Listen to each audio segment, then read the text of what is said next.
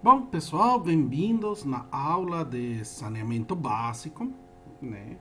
Ahm, Nas outras aulas, tínhamos visto como a água chega no meu prédio e também como a água sai do meu prédio. Mas e todo o trabalho para a água chegar até meu prédio? Isso que vamos ver em saneamento básico. Então, a primeira parte disso seria a captação de água. Eu tenho que captar a água de algum lugar, né? Tem várias cidades que têm diversas fontes de água. Temos umas fontes que seriam um manancial, que a água sai da própria terra. Isso geralmente nas zonas montanhosas temos essas manancias. Depois temos rios, né? A água pegamos de rios. Outras pessoas pegam de lagos. Né? Aí pegar água do mar ainda não é muito factível. Dessalinização de água do mar não é muito factível. Tem projetos, hum, mas ainda não é muito factível. Mas isso vamos ver aí ao longo do curso. Vamos ver as diferentes obras hidráulicas para captar em função de onde que vem a água. Então podemos ver aí, para iniciar, o ciclo hidrológico, né? Vamos ver uma imagem bonita de um ciclo hidrológico para poder explicar. Uhum. Bom, aqui temos uma imagem. Bom, a água é evaporada do oceano, do rio, do lago, já sabem. Aí chove, precipita, né? E a água vai pelo rio e volta para o lago. Até aí nada demais. Só que esta água, ela infiltra aqui dentro do solo. Pode falar, mas só é um pinguinho? É um pinguinho, só que a área de infiltração nas montanhas é gigantesca. E multiplicando um pinguinho por um gigantesco, dá uma quantidade de água que pode dar água a cidades inteiras. Então, esta parte que infiltra a água, temos uma parte que é infiltração aqui, daí tem outro termo técnico, chama percolação, que infiltra uma infiltração mais profunda, mas ela também tem a tendência de ir lá hacia o oceano, com os lençóis de água. Então, vamos pegar água de oceano, lago, rio. Podemos pegar aqui do rio, ou podemos pegar essa água infiltrada. Aqui vamos ver outro ciclo de água. Aqui vemos que a água ela cai e infiltra dentro da terra. Essa infiltração ela está descendo, descendo e por um acaso, devido ao tipo de solo, aqui pode ter uma nascente. Ou seja, a água sai sozinha. Tá? Não é tão incrível, mas tem água que sai sozinha. É porque aqui talvez tenha uma camada de pedra, pedra, pedra, pedra, pedra, pedra, ou até pedra e areia. Então é uma faixa, né? E nessa faixa entra a água e vai indo e sai por aí. Como isso é possível? Vamos ver. Talude. Vamos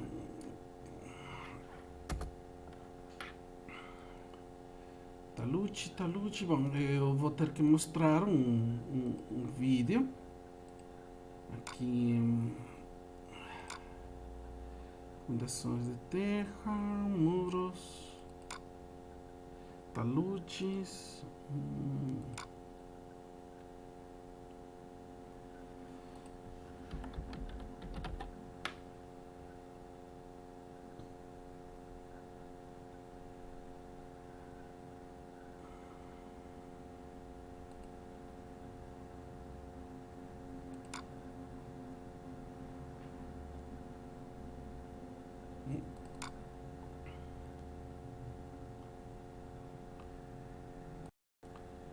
Bom, eu estava procurando este vídeo para vocês.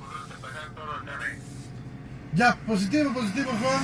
Desde también recién van a hacer el pozo extender. Então, é um vídeo que eu fiz para rodovias, tá? Esse vídeo para rodovias, vamos ver uma coisa interessante. Eu estou procurando uma parte.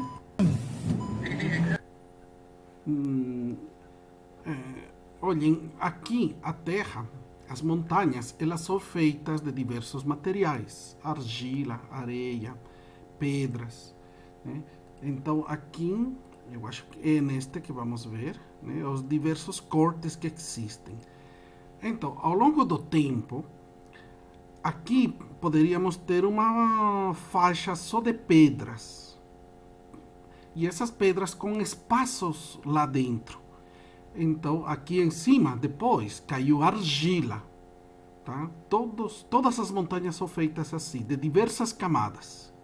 Aqui pode ter uma camada de argila, ou a argila arenosa. E aqui em cima tem uma camada de humus, conteúdo orgânico.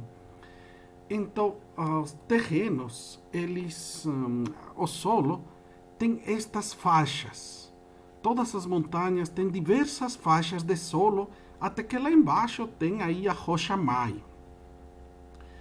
Então, essas camadas são um pouco homogêneas. Aqui, por exemplo, tinha um pedaço que era de areia. Essa areia caiu, né? Aqui um solo argiloso. Então, aqui, olhem, temos um tipo de solo, aqui tem um outro e tem um outro.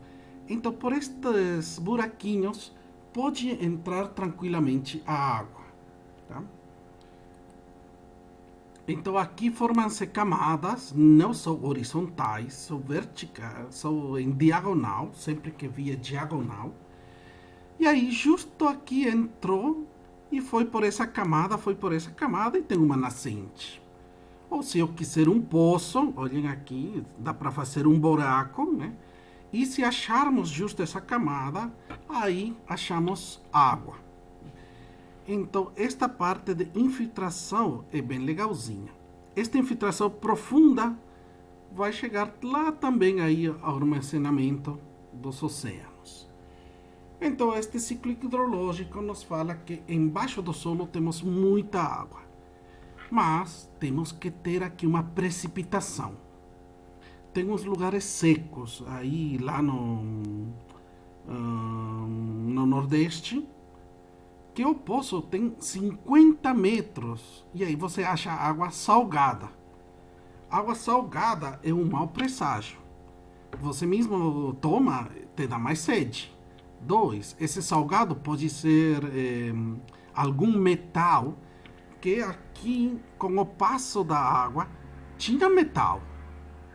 Então aí esse metal fica enferrujando com a água e quando sai, aparece com isso. Então, lá no Nordeste, essa água salgada ainda é usada porque é água. Bom, não é tão salgada como do mar, é um pouco salgada. Mas usa-se para lavar o carro, lavar a roupa, lavar diversas coisas, né? E a água, bom, essa água usam de uma captação de água de chuva, mas esse vai ser um outro tema que vamos ver. Então, esta água pode ser boa, pode ser ruim, pode estar a profundidades grandes, pode estar quase até superficial aqui. Tudo depende muito, né? Já vimos no anterior vídeo, né? Aí, forquilha para achar água. O profissional que procura água, ele é pago, tá? Paga 5.000 bolivianos, paga 5.000 reais. Mude para Vivo Fibra e tenha mais velocidade. De 5 a 10 mil é pago para esse profissional para achar água. É muita propaganda.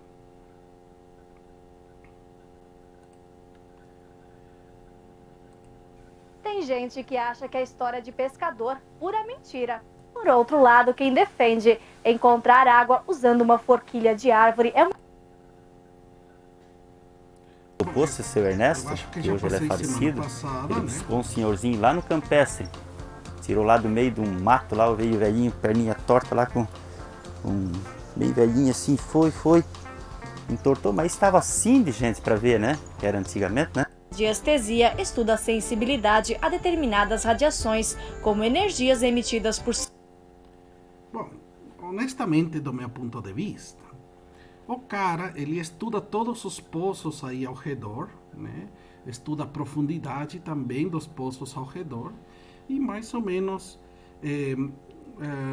por exemplo, foi fazer um poço uma pessoa e no lado direito tinha dado um poço a 30 metros, no outro lado tinha dado um poço a 40 metros. Então ele pegou justo na linha reta, no ponto meio, e ele estimou que ia aparecer uns 30 metros, uns 35, né? Uma média.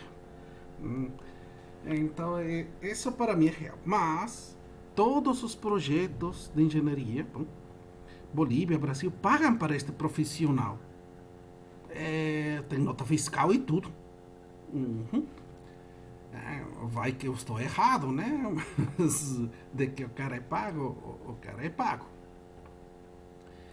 Bom, aí então vamos ver a fonte de abastecimento de água, a captação, né? Então, já que vimos o ciclo hidrológico, onde que podemos achar a água, então vamos poder tirar. Então, fontes de água para abastecimento. O homem possui dois tipos de fontes para seu abastecimento, que são águas superficiais, rio, lago, canal, e subterrânea, lençóis subterrâneos. Efetivamente, essas fontes não estão sempre separadas. Em seu deslocamento pela crosta terrestre, a água que em determinado local é superficial pode ser subterrânea em uma próxima etapa e até voltar a ser superficial. Isso é por esse motivo eu mostrei como que é a composição do solo, né? Com essa composição do solo é como se teria uns tubos lá embaixo, cheios de pedra, mas ainda assim chega a ser um tubo.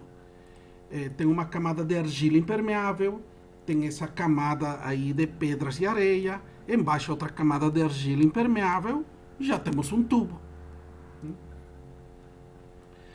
Bom, as águas de superfície são as mais fácil captação, pois a tendência é que seja mais usada no consumo humano. No entanto, temos que menos de 5% de água doce existente no globo terrestre está disponível superficialmente, ficando o restante armazenado em reservas subterrâneas. Logicamente que nem toda a água armazenada no subsolo pode ser retirada em condições economicamente viáveis, principalmente a localizada em profundidades excessivas e confinada entre formações rochosas. Quanto à dinâmica de deslocamento, as águas superficiais são frequentemente renovadas em sua massa, enquanto que as águas subterrâneas podem ser séculos de acumulação em seu aquífero, pois sua renovação é muito mais lenta pelas dificuldades óbvias. Vamos ver esta cidade. Esta é minha cidade, chama Cochabamba. Então, a cidade de Cochabamba, ela fica aí dentro dos... vamos ver se tem imagem satelital. Fica nas montanhas. Então, para arrumar montanha, eu quero mostrar uma coisinha que seria onde que estariam as fontes. Vamos ver. Satélite. Tem umas zonas protegidas. Então, a cidade chove aqui, né? Aqui temos os rios, né? Mas tem umas partes que seria uma área protegida. Então, nestas áreas está entrando água. Aqui fica entrando água, se acumula água e infiltra, e isso fornece água a muitos poços de toda a cidade. Então tem essas zonas protegidas. O que estão fazendo aí as pessoas? Estão invadindo essas áreas que não devem, impermeabilizando. Eles ganharam uma casa aí bem perto da cidade, né? Só que aí tem o problema de que se fecham tudo isso, depois a água dos poços vai secar. E isso que aconteceu. A mancha urbana começou a crescer, e a água dos poços começou a baixar. Aí se deram conta dessa parte, né? E começaram a proteger essas áreas.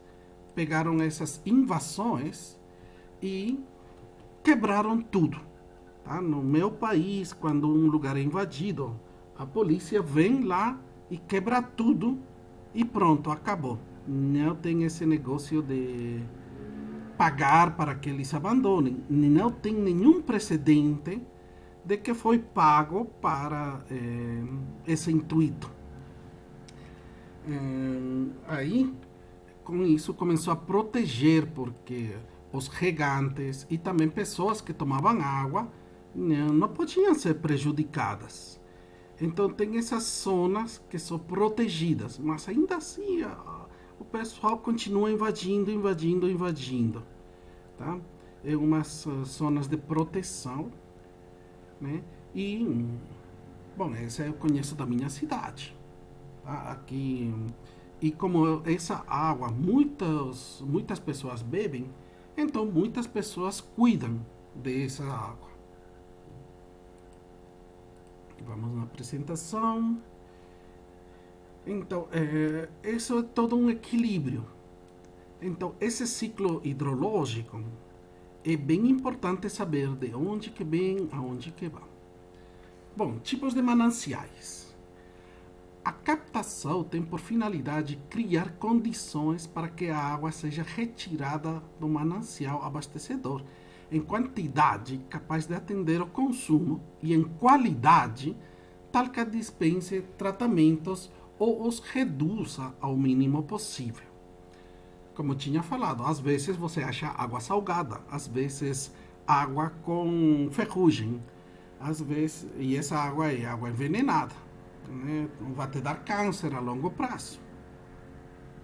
Às vezes acha água doce. E, portanto, a unidade de extremidade do montante do sistema chama-se de manancial abastecedor a fonte de onde se tira a água com condições sanitárias adequadas e vazão suficiente para atender a demanda.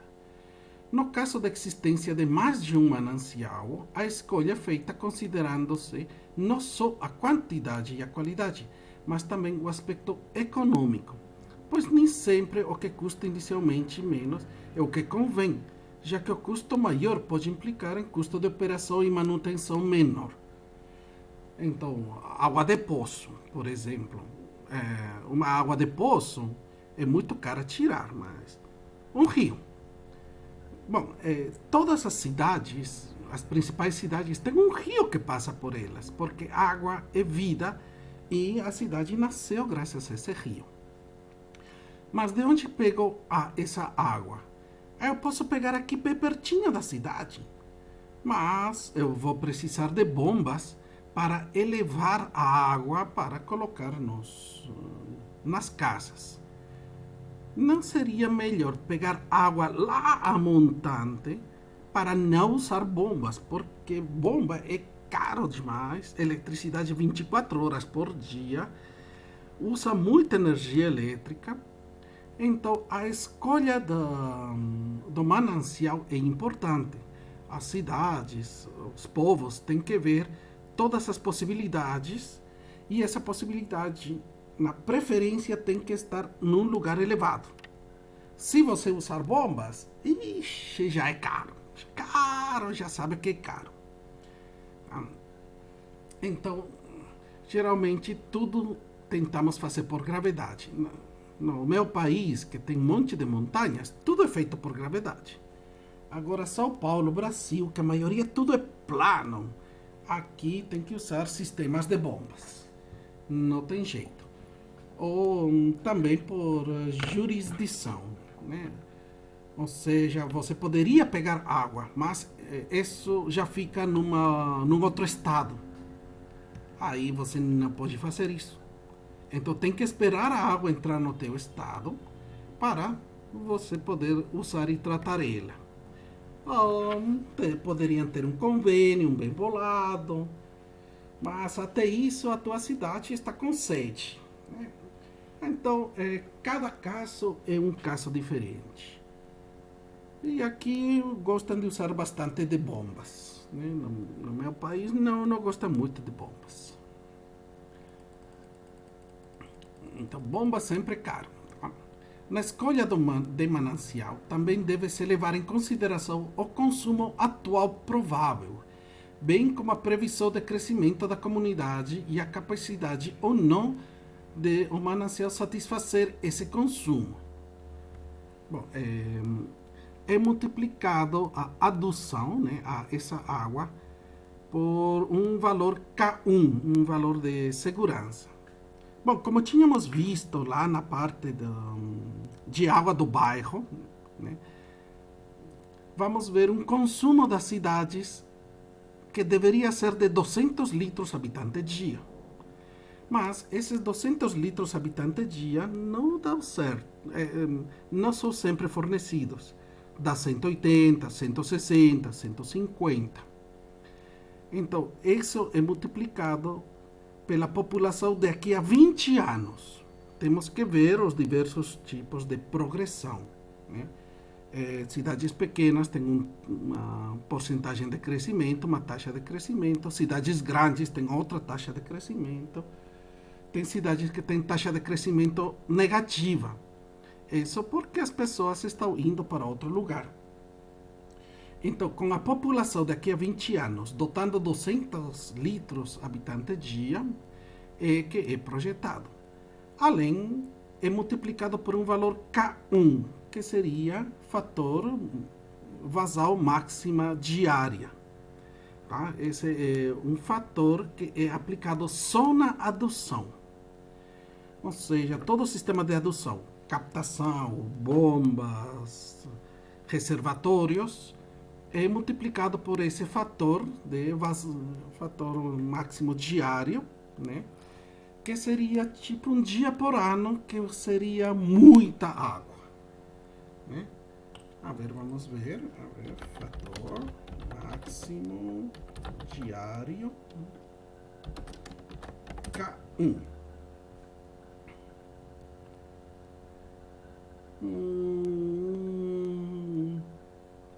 Valor, acho que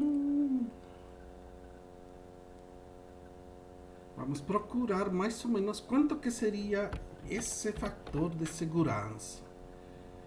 Tabela de fatores K1. Coeficiente máxima vazão diária. É por um dia por ano que usa-se mais água.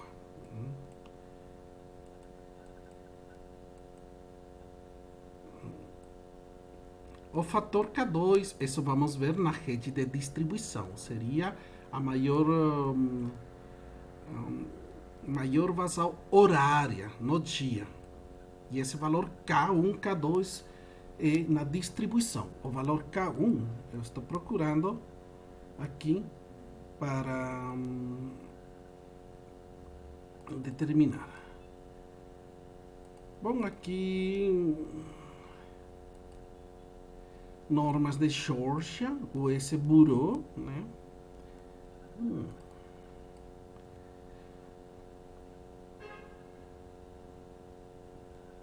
Bom, aqui temos alguns exemplos de K1 calculados de fontes acima. Em função da população, calculado uns valores bem grandes. Tem até valor de 2, o dobro, né? Aí para cidades grandes é recomendado o dobro, né? É um fator de segurança bem grande, né? Mas como é água, não tem problema, né? Reconstruir toda uma rede de água é complicado. Então estou vendo valores bem elevados, mas devem ver que é o fator de água para toda uma cidade, com populações aí de 10.000 pessoas, temos aí o valor de 2, por exemplo. Já quando a cidade de 1.000 pessoas, ele vai a 2,3, 2,5. Então, esse seria um valor, né, um fator de segurança a mais do consumo máximo diário que teria que ser aplicado. Bom, onde que estávamos? Todo e qualquer sistema é projetado para servir por certo espaço de tempo, denominado período de projeto.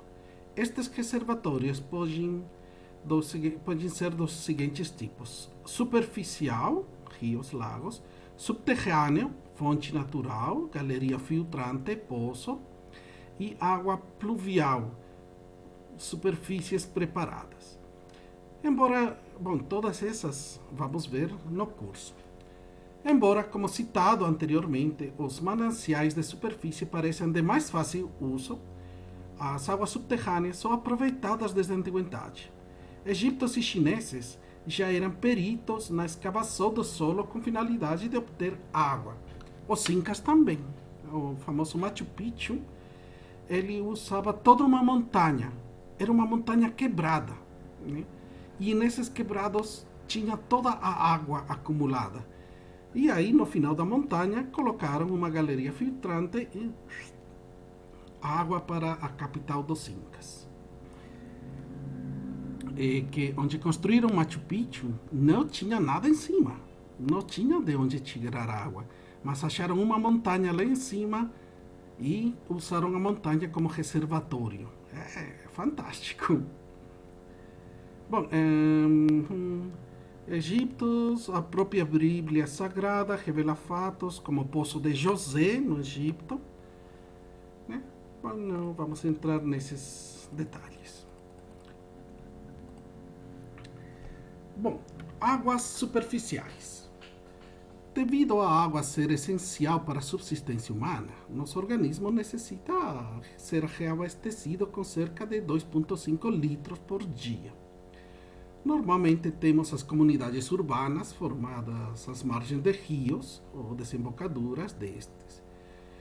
Quando estudamos dados geográficos históricos das grandes cidades, elas estão vinculadas a um rio. São Paulo, Cochabamba, Londres, Paris, todas têm um rio, né? Água é vida.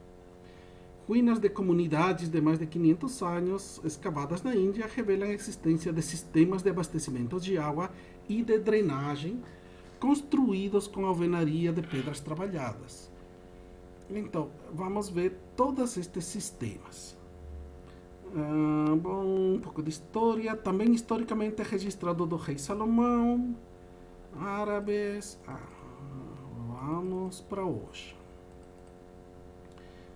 Bom, todas essas fontes de captação, vamos ver uma por uma como que seriam. Essas são nossas obras hidráulicas. Mas todas essas obras, que seria uma galeria filtrante, né, que seria uma barragem, vamos aprender a projetar, todas essas obras, temos que ver aí como que funciona, uma coisa em comum. Então, o que temos que analisar? As águas superficiais empregadas em sistemas de abastecimento geralmente são originárias de um curso de água natural. Opções mais raras seriam captações em lagos ou mar com dessalinização posterior. Isso é caro. As condições de escoamento e variação de nível, estabilidade do local, etc., vai implicar que sejam efetuadas obras preliminares à sua captação e a dimensão destas obras. Basicamente, as condições a serem analisadas são quantidade de água, a vazão daqui a 20 anos, com um fator de segurança K1, a qualidade da água, ela não pode ter elementos metálicos, elementos pesados, não pode ser salgada, não pode ter muitos coliformes fecais, mas geralmente tem, porque todos os bichos procuram as fontes de água para beber e aí colocam os coliformes. Então, quando se faz uma obra de água, tem que proteger que os bichos não fiquem perto, né? Se protegem as obras de captação e também que os humanos não vão lá para o rio a tomar banho, né? E depois você beber essa água. Garantia de funcionamento, que tenha água o ano inteiro. Se tiver 11 meses, um mês, a tua cidade morre. Tá? Economia e localização já seriam os últimos pontos a serem vistos. Quantidade de água. São 3 as situações que podemos nos deparar quando vamos analisar a quantidade de água disponível no possível manancial. A vazal é suficiente na estiagem? Temos que medir nos meses secos. Eu já trabalhei dotando água nessas cidades e geralmente nos meses secos a vazal é bem pouquinha mesmo e não dá. Muitas vezes não dá, alguns mexem nos números, outro você está fazendo um projeto em julho, a época de estiagem é em abril, e aí vai falar, preciso 7 meses para medir a quantidade de água. Outro, se a quantidade de água não é certa, o projeto não vai ser aprovado. Então, o que geralmente se faz, se fala de que a quantidade de água, se está mais ou menos certa, vai dar certo. Constroem o sistema de água e depois pegam outras fontes de água e juntam a ela. Né? Então, essa estiagem é uma coisa bem importante. Então, vazal é suficiente na estiagem, é insuficiente, mas suficiente na média, né? Aí usamos um reservatório. E existe vazão, mas inferior ao consumo previsto. Isto pode parar todo o projeto. No caso de aí não der certo, com esse fator de segurança de 2, tem que procurar uma outra fonte de água ou cavar um outro poço e incrementar. Porque se construiu tudo e tem pouca água, aí para quê? Né? A primeira situação, água suficiente, é a ideal. O problema seguinte seria a captação de uma forma direta da correnteza. Né? Então, aqui fala, esta é a forma mais comum onde os rios são perenes. Vamos ver como captar água de rio. A segunda situação significa que durante determinado período do ano não vamos encontrar vazão suficiente. Como na média a vazão é suficiente, então nas cheias, nas vacas gordas, teremos um excesso de vazão. E podemos armazenar num reservatório para a época da estiagem. Este armazenamento pode ser feito por meio de barragens de acumulação, que são reservatórios construídos para acumular esse volume. É por isso que temos muitas barragens. Né? Então, na época da estiagem, compensa. Já um reservatório, esse seria nosso reservatório. Aí tem o problema de que o sol evapora muita água, mas ainda assim dá certo. Esta é a forma mais frequente para sistemas de comunidades maiores a 5.000 habitantes. No interior do Nordeste brasileiro, onde comum é esvaziamento completo de rios nas secas.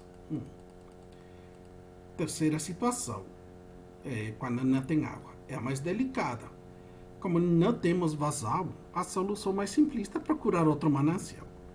Se regionalmente não podemos achar um outro, teremos que ser obrigados a mananciais complementares. Ou seja, a vazão a ser fornecida pelo primeiro não é suficiente, mas reunida com a captada no manancial complementar, aí dá certo. Às vezes tem até projetos que para que dê certo projeto tem que trazer água de um outro município, tem que fazer negociados para levar água de um município a outro. Isso dá dores de cabeça, dá brigas. O melhor sempre é que tua comunidade tenha a água. Bom, vamos à qualidade da água. Qualidade da água. Na captação de águas superficiais, parte-se do princípio sanitário que é uma água sempre suspeita, pois está naturalmente sujeita a possíveis processos de poluição e contaminação. É básico, sob o ponto de vista operacional do sistema, captar águas de melhor qualidade possível, localizando adequadamente a tomada e efetivizando-se medidas de proteção para isso. É o que eu falava, tem que proteger a fonte. No caso de tomada em rios, instalar a captação a montante de descargas poluidoras e da comunidade a abastecer. Especificamente, as tomadas em reservatórios de acumulação não devem ser tão superficiais nem tão profundas, para que não ocorra problemas de natureza física, química ou biológica. Superficialmente, ações físicas danosas podem ter origem através de ventos, correnteza, ou seja, até o vento pode trazer poluentes. Temos agentes químicos, agentes biológicos, essas ocorrências dão gosto ruim, odor desagradável às águas, dificultando o tratamento, principalmente em regiões de clima quente e ensolarado. Bom, vamos na garantia de funcionamento. Não tem que ter interrupções no sistema, na captação. Tá? Então, antes de elaborar o projeto, temos que ver o nível mínimo, o nível máximo. Isso não, para projetos tem que ver o nível o ano inteiro para que dê tudo certo.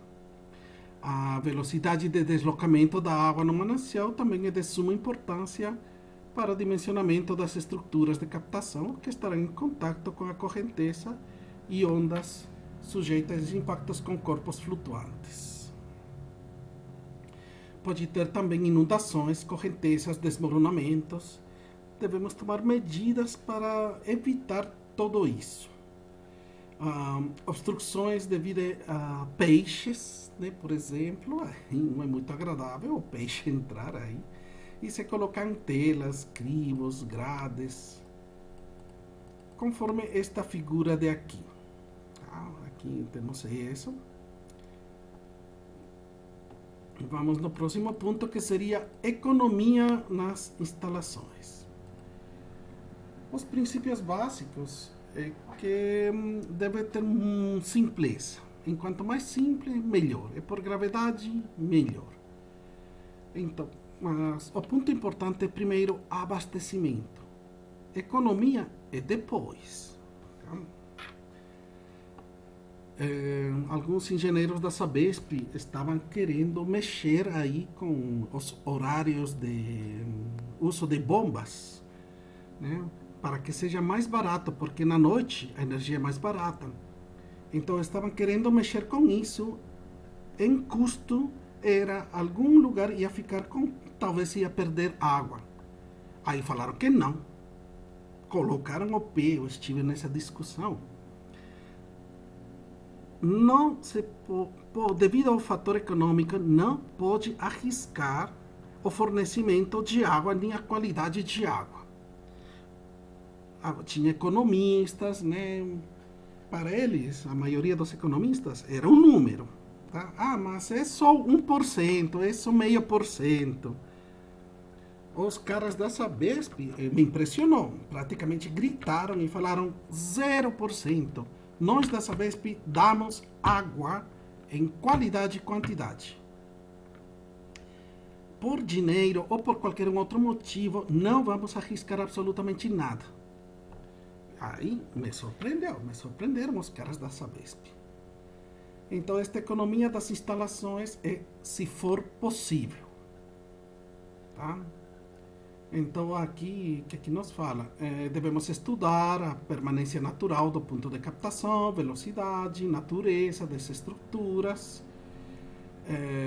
Por exemplo, a estação de recalque, depósitos, flexibilidade física, ampliação, custos do terreno. Localização. A localização é ideal. A localização ideal é aquela que possibilita menor percurso da adução, compatibilizando com menores alturas de transposição pela mesma adutora no seu caminhamento. Partindo do princípio, o projetista terá a missão de otimizar a situação através da análise de várias alternativas. Para o melhor rendimento, é importante que a captação de rios seja em trechos retos, pois nestes trechos tem menor possibilidade de assoreamentos, ou seja, decantação. Quando a captação for em trecho curvo, temos que na margem côncava haverá maior agressividade da correnteza, enquanto na convexa a possibilidade de assoreamento. Bom, quando temos um rio aqui assim, que acontece neste rio? Bom, a água ela vem por aqui a uma certa velocidade. Vem uma velocidade, e aqui ela reduz a velocidade. Por que reduziu? Porque bateu. Aí bateu. Então reduziu a velocidade. Reduziu a velocidade. Aqui começa a tomar velocidade de novo. Vai velocidade de novo. O que vai acontecer aqui? Uma coisa ruim, né?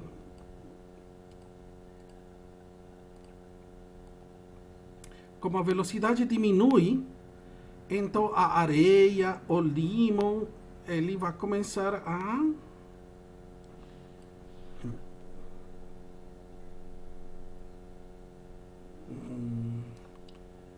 não, está errado. Aí a água ela bate, tá? E aqui esta parte, o que vai acontecer é isto daqui, vai começar a crescer. A força da água vai bater aqui e vai fazer crescer aqui esta parte do rio. Em compensação, toda esta parte de aqui é esta parte que vai começar a sedimentar. Então, enquanto esta parte de rio cresce, tudo isso vai começar a entrar aqui e vai sedimentar. Então, vamos ter um rio crescendo. Isso daí chama de meandro.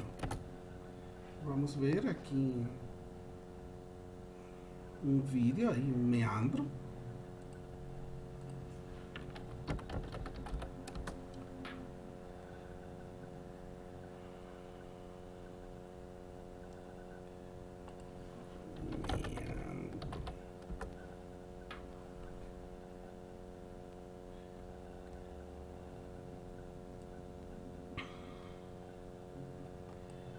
Olhem aqui este meandro. Se podem olhar, os rios, ele vai crescendo.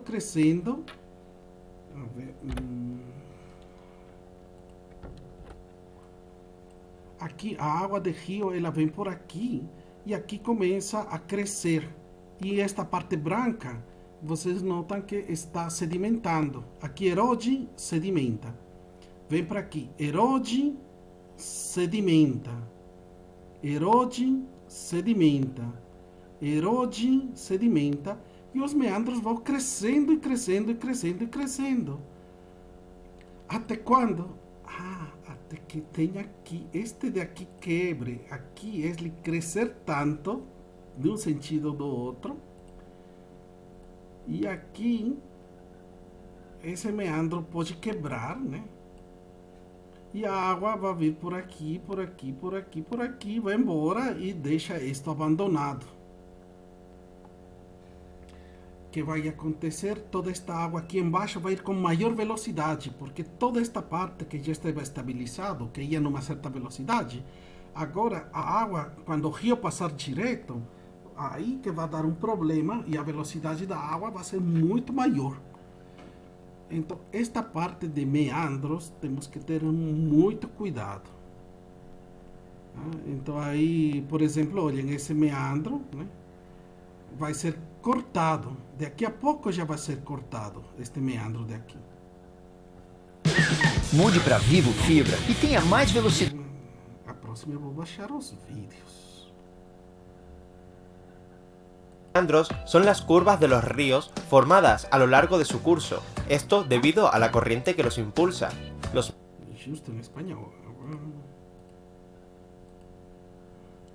Bom, finalmente los curvos, que son bom, aqui mostra, olhem os tipos de meandros, retos, curvos, trenzados. Mas não mostraram este de aqui, né? Esse meandro daí que ele vai quebrar. Bom, então essa seria a parte de meandros. Bom, voltamos para aqui, então essa estaria na nossa parte de localização. Tá? Na próxima aula vamos começar com a captação, né? Vamos ver galerias filtrantes, vamos ver... E acho que eu achei as fórmulas para projetar também galerias filtrantes. Vamos ver também barragens. Vamos ver como calcular barragens também, né?